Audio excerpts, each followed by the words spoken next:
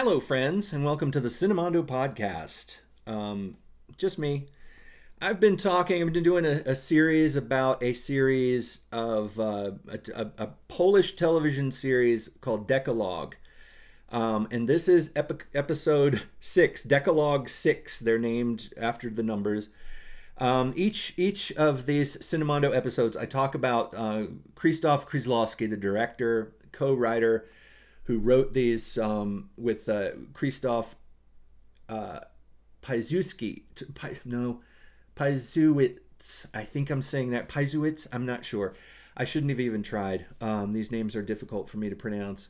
Piasecki. Anyway, the two of them wrote these episodes, and they are brilliant stories about humanity, human behavior,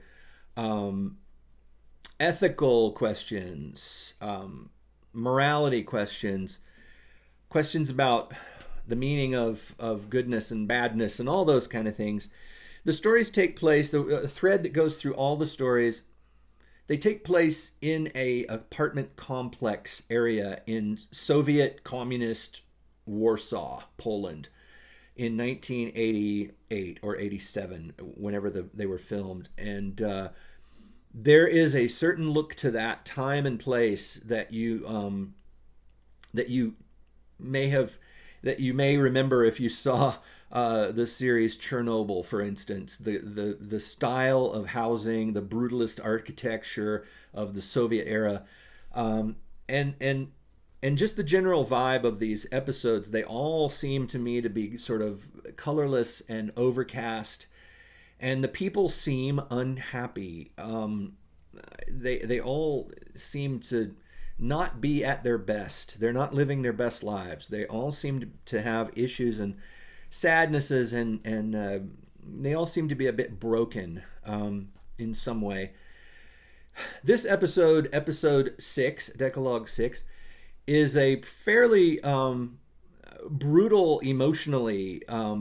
It's not brutal violently like the previous episode was. This one is emotionally brutal. It's about a young man who has got some pretty severe issues.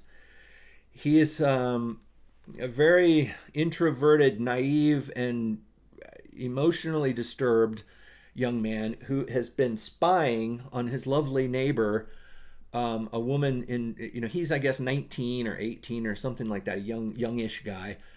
And his neighbor is, I guess, in her 30s, perhaps, like a mature woman who has boyfriends, and she's an artist, and she's got a life. And he is watching her, and every once in a while he'll call her, and then when she answers, he hangs up. He's one of those guys. And he works at the post office, and he keeps doing this thing where he puts something in her mailbox. He sneaks something into her mailbox that is like a money order, like somebody has sent her a money order, and so then she has to go to the post office to claim it, and she comes to his window. And again, we get the window thing in this. There's a lot of windows. Not only is he looking through his window, through her window, through a telescope, but when she comes to see him at the post office, there's the glass with the little hole that she talks through. And she is like, I got this in my mailbox. Somebody sent me money. And the guy checks on it, and he's like, I'm sorry, nothing here. But he is apparently doing it just to see her and interact with her, because he's becoming, obsessed with her. And throughout the course of the story, his obsession with her is pretty disgusting in a really invasive way. And in another story, maybe made in America in maybe a different time, this would have been a story about a stalker, like an invasive, crazy stalker person. But in this 1988 communist Soviet Poland, the motivations, and the reactions of the characters seem to be a little bit different than you expect.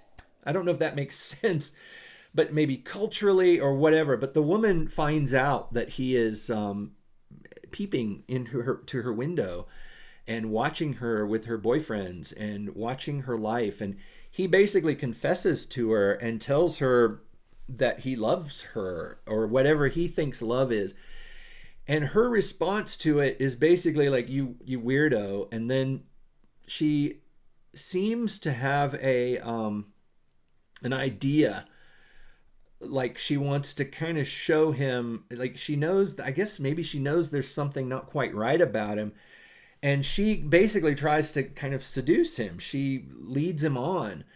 And he is very nervous. And I won't go into the details of what happens between them, but he becomes very embarrassed by an experience they have together. And he runs home. And here, I need to say, spoiler, that you should watch this and then come back and watch the rest of this episode. But unless you just want to hear what the episode is about and then see this beautiful filmmaking and storytelling, amazing cinematography and acting, and everything about these stories is top notch. But in some cases, I don't know if I completely understand the characters' motives or the characters' reactions to certain things. I mean, there's several instances where it seems to be that the initial response would be to call the police. I mean, call the police, but characters don't seem to do that. It may be because in that culture, in that Soviet era Warsaw, the people didn't trust the police. Culturally, you have to know about the place, I assume, to know why certain things are done or not done in these stories. But anyway, she sort of provokes him into harming himself, and then she kind of has feelings, and it goes into the strange, I guess, realms of extreme loneliness. Is the only thing I could sense from this.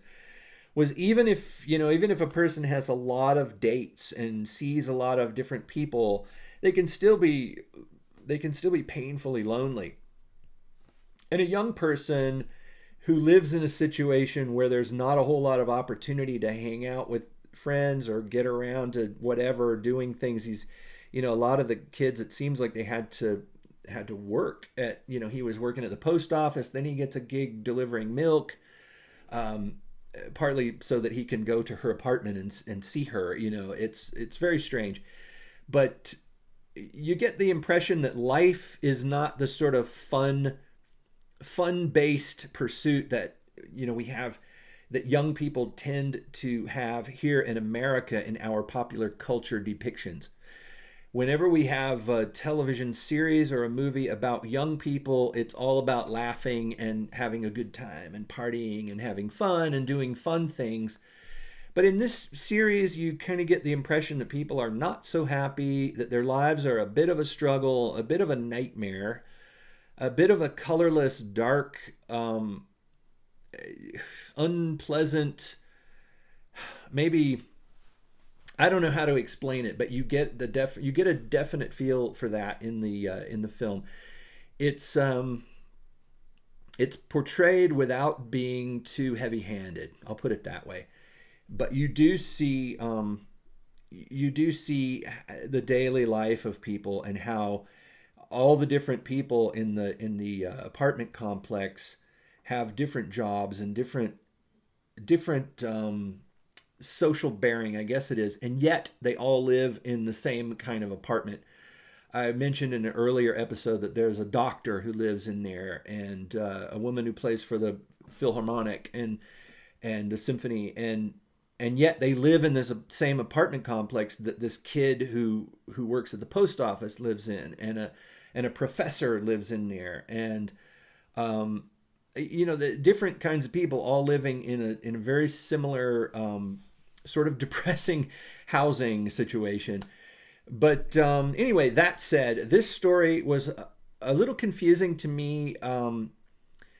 It's the woman that he's spying on seems to be pretty cynical about love and about relationships. She seems to be very lonely, and even though she has boyfriends, they seem to only want one thing, and she seems to feel like whatever, that's the way things always are, and there is no love. It doesn't exist. She's almost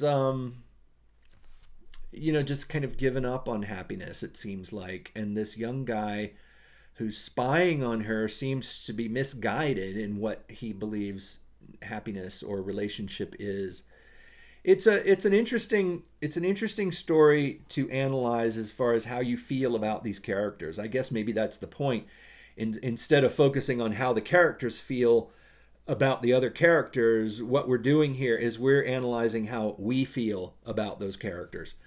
I think that tends to be the point of a lot of these stories. But anyway, thanks for listening.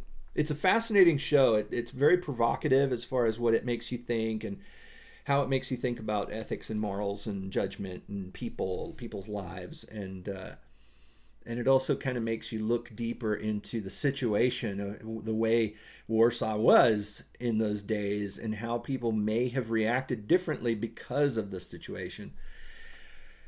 Anyway, if you have insight into this or other interpretations or other judgments, let me know in the comments. And thanks for joining me, and I will talk to you again real soon.